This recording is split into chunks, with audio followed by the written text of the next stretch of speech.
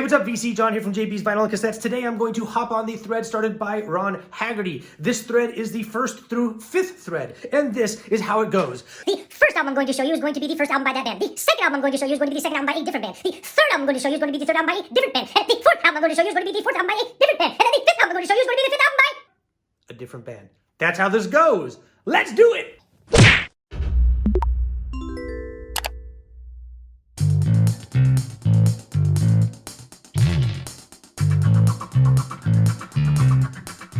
All right, this first album comes to you from a singer-songwriter duo that as a kid I knew of because of one song on this album that came out in 1971.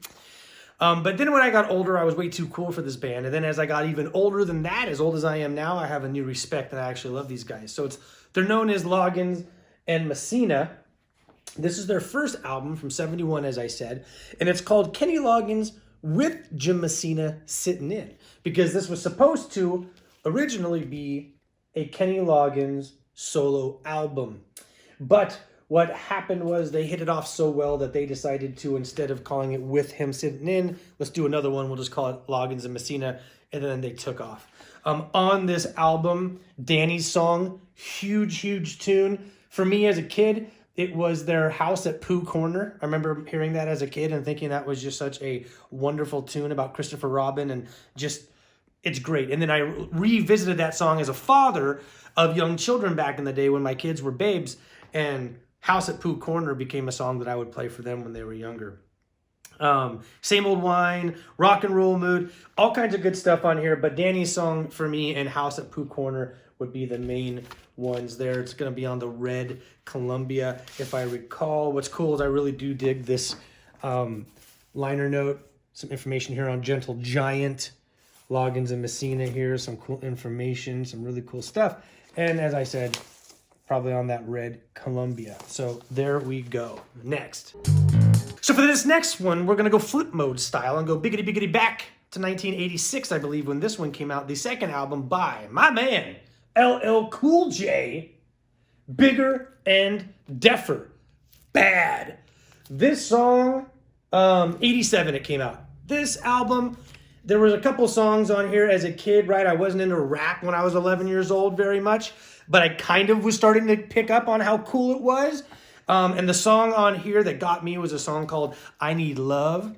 When I'm alone in my room, sometimes I stare at the wall, and in the back of my mind, I hear my conscience call, telling me I need a girl who's as sweet as a dove. For the first time in my life, I see I need love. And then it goes on forever. But it's still stuck in my head from hearing it over and over again while I'm lying there in 6th grade, and it's just on the radio, and it's playing as I'm listening to music and falling asleep.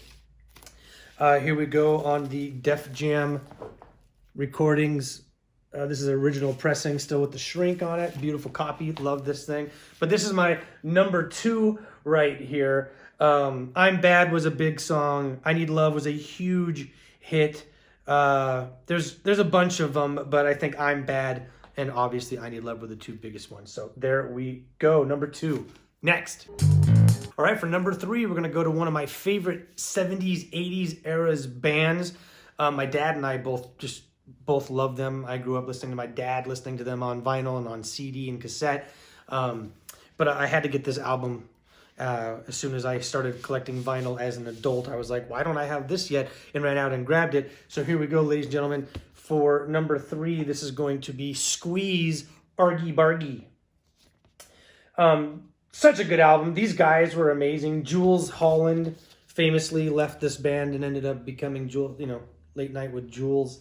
Very famous for music, but he played keyboard and did vocals on this. But Pulling Muscles from the Shell, Another Nail in the Heart, Separate Beds, oh my goodness, I Think I'm Go-Go. So many good songs on this album. It was their 3rd album, and in my mind, could be their best. Maybe not. Love the inside of this. What a fun band they were, right? Here we go right there. Good-looking lads. And let's take a look at that vinyl there. Boo, yeah. All right, Argy Bargy by the Squeeze, or by Squeeze, sorry. Next. All right, for number 4, we are going with one of my favorite albums of all time by one of my favorite bands of all time. I've shown this band before. I think I've shown this album before. But I just found out some new information that I'm probably going to screw up from somebody. One of my watchers commented on it and let me know a little bit about this. So this is the 4th album by ELO, the Electric Light Orchestra with Jeff Lynne. And this is called El Dorado. Jeff Lynne has said many times that he does not like it. It's not his favorite. I don't know that this is my favorite El Dorado album. It has been over the years many different times. It peaks and valleys. But the overture, Can't Get It Out of My Head, is just amazing. Boy Blue, Laredo Tornado is such a fun song. As a kid, it's such a rising, and the violins and stuff. Like the way that he commanded the orchestration of these songs, to me, otherworldly. So anyway, Illusions in G minor, so many good things. But what I learned about this, here's the liner notes, there's the band, there's Mr. Jeffrey looking the opposite way. What I learned about this is that the album was produced, I guess, by Sharon Osbourne's father. Worked on the album somehow. I want to say produced or something like that. And she was there, and somehow she got the job to do the cover art. So someone told me this recently, and I think that's really cool that Sharon Osbourne, I mean, obviously, right, very famous for being the picture from The Wizard of Oz, but it makes this album more iconic, I think, at least for myself growing up as a kid. I always had my eye drawn to this. So let me know if that's true or not, or if you can elaborate on it, but I think that's really cool about one of my favorite bands. Number 4, next. All right, for number 5, we're gonna go with an album I actually just spun last night. I spin this quite often. I think most music fans do, especially if you love rock and roll. But this is the 5th album by a band called Who? The Who, ladies and gentlemen. Who's Next? One of my favorite album covers. I've seen this my whole life growing up, and it was just a few years ago that I recognized all the pee stains and that they were pulling up their pants. I mean, like, literally not something, for some reason, as a little kid, I was just like, oh, that's a cool looking building behind all those skinny British dudes. And that's all I knew. But there was more to the photo. Still got the shrink on this one right here. Love it. It's got the, it was going for 18 pounds. So this probably came from the UK somewhere. It's got a Sears sticker on it, but wonderful copy of this. And on our Decca, Who's Next right there. Beautiful, beautiful. But that is my 5th one. This album needs no introduction. From Baba O'Reilly to Won't Get Fooled Again, Behind Blue Eyes. You can't go wrong with any Who album, really. There's a couple of goofy ones in the 80s, but in general, really good stuff. Pete at his best, Roger at his best. I mean, just the drumming by Keith on, it's so good. So anyway, you definitely have to check out this album if you haven't before. Some of the best bass ever played by John Entwistle.